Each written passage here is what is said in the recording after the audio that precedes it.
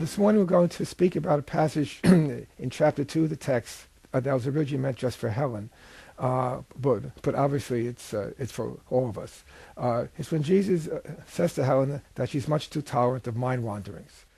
and what he's speaking about is projection. And even more specifically, what he was speaking about to Helen and to all of us is our tendency to have our minds wander through projection to the body and see all of our concerns, all of our problems, all of the causes of our distress as being external to the decision-making mind.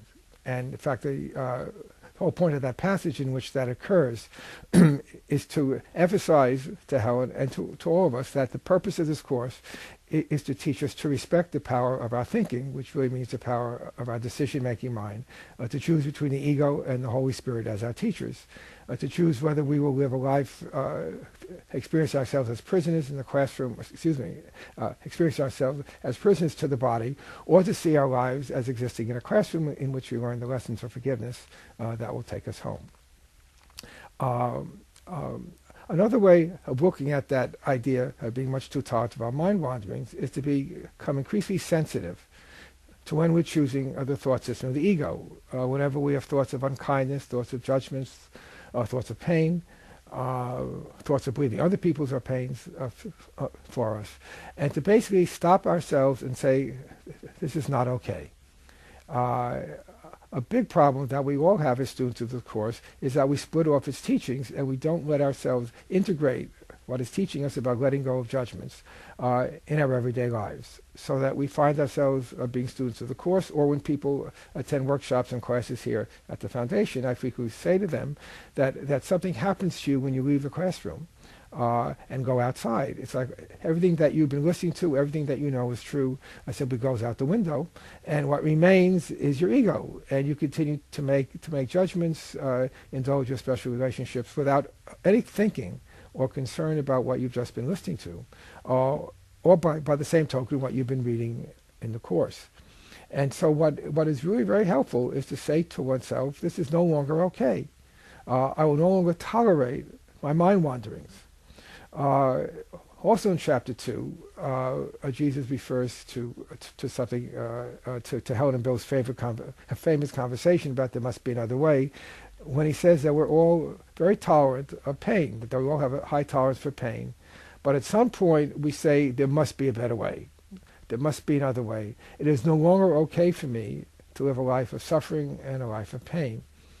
And so almost like a mantra that I think students of the course would be very helped by is to say it is not okay. Every time you have an unkind thought about anyone, about anything, as soon as you can, stop yourself and say, this is no longer okay for me. I don't want to hurt other people. I don't want to hurt myself. And unkind thoughts, whether they are something that appears to be trivial or of great consequence, it is no longer okay because it hurts us. It fragments the sonship. It reinforces the idea that we are separated. It strengthens the idea that we are bodies and not minds. And it makes the entire thought system of the ego real, thereby denying the thought system of Jesus, which is the correction.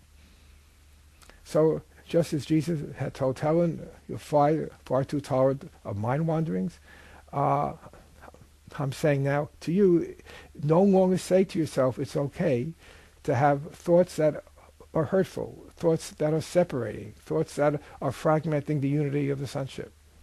As much as you can throughout the day, minute by minute, even second by second, say it is not okay to have these thoughts.